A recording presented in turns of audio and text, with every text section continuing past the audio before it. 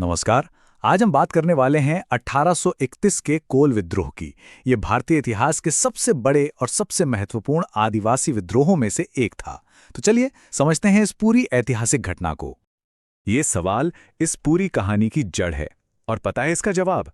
वो बड़ी बड़ी राजनीतिक बातों में नहीं, बल्कि उन कहानियों में छिपा है जो व्यक्तिगत अन्याय से जुड़ी हैं। आगे देखते हैं कैसे। कहते हैं ना, हर बड़ी आग एक छोटी सी चिंगारी से शुरू होती है। कोल विद्रोह की आग भी व्यक्तिगत अपमान और नाइंसाफी से भड़की थी। ये कहानी है उन लोगों की, उन नेताओं की जिनके सब्र का बांध जब टूटा तो उन्होंने पलटकर जवाब दिया। तो शुरुआत हुई यहां से। सिंदराय मानकी के 12 गांव थे जो सिख ठेकेदारों ने उनसे छीन लिए। सोचिए, ये सिर्फ जमीन का एक टुकड़ा नहीं था, ये उनके सम्मान, उनकी विरासत पर सीधा हमला था। और बस यहीं से गुस्से की पहली आग भड़क उठी। और फिर मामला जमीन से कहीं आगे निकल गया। बात आ गई इज्जत पर।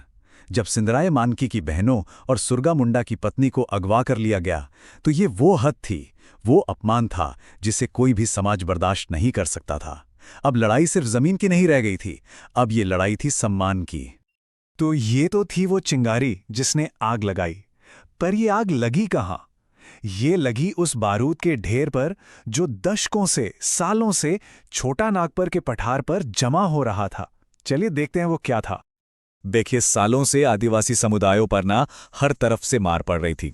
उनकी जमीनें बाहरी लोग हड़प रहे थे, उनसे जबरदस्ती अफीम की खेती कराई जा रही थी।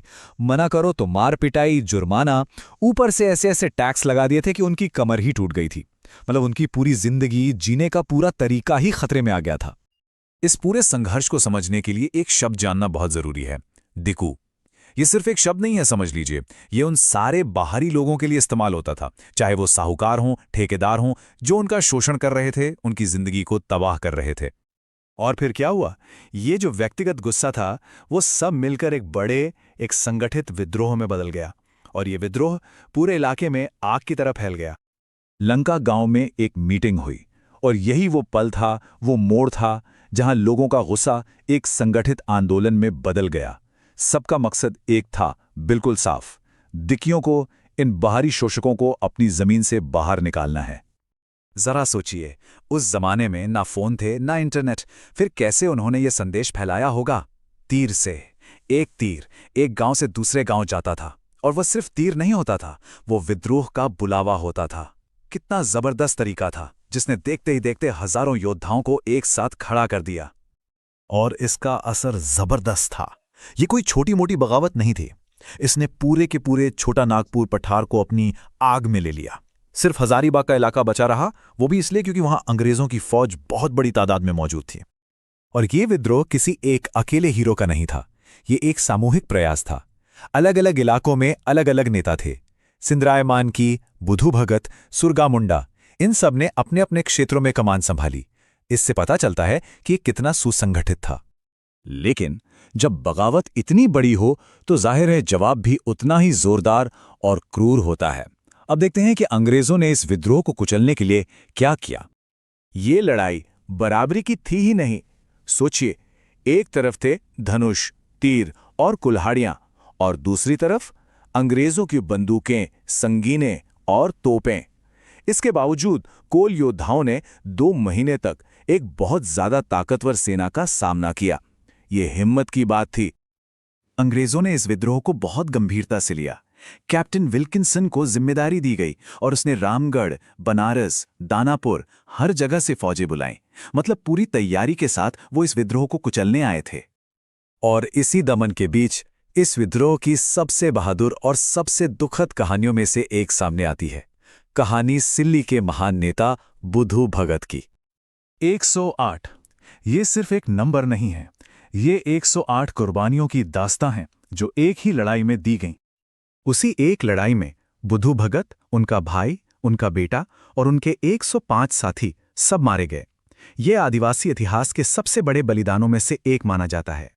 इसके बाद 1832 के बीच तक जब सिंदराय मानकी और सुरगा मुंडा जैसे बड़े नेताओं ने सरेंडर कर दिया तो विद्रोह की कमर टूट गई, एकता कमजोर पड़ गई और धीरे धीरे ये आंदोलन खत्म हो गया।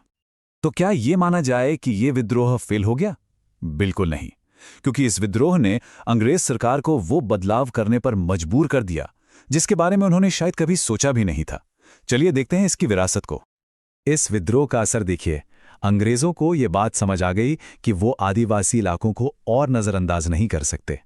उन्होंने छोटा नागपुर के लिए नए अलग कानून बनाए, एक नई प्रशासनिक एजेंसी बनाई और सबसे बड़ी बात, उन्होंने मुंडा मानकी सिस्टम को यानी आदिवासियों के पारंपरिक शासन को फिर से मान्यता दे दी। ये वही अधिकार थे जिनके लिए पूरी लड़ाई लड़ी गई थी। तो आखिर में ये कोल विद्रोह इतना जरूरी क्यों है? पहली बात, ये 1855 के संथाल हूल से पहले का सबसे बड़ा आदिवासी विद्रोह था। दूसरी बात, ये इस इलाके का पहला इतना सुसंगठित बहु आदिवासी आंदोलन था। इसने अंग्रेजों को मजबूर किया कि वो आदिवासियों के अपने शासन सिस्टम को पहचाने, और इसने आदिवासी प्रतिरोध और पहचान का एक ऐसा प्रतीक खड़ा किया जो आज भी कायम है। और यही बात हमें आज के एक बड़े सवाल पर लाकर छोड़ देती है। कोल विद्रोह की ये विरासत आज आदिवासी पहचान और उनके हक की लड़ाई को कैसे दिशा देती है?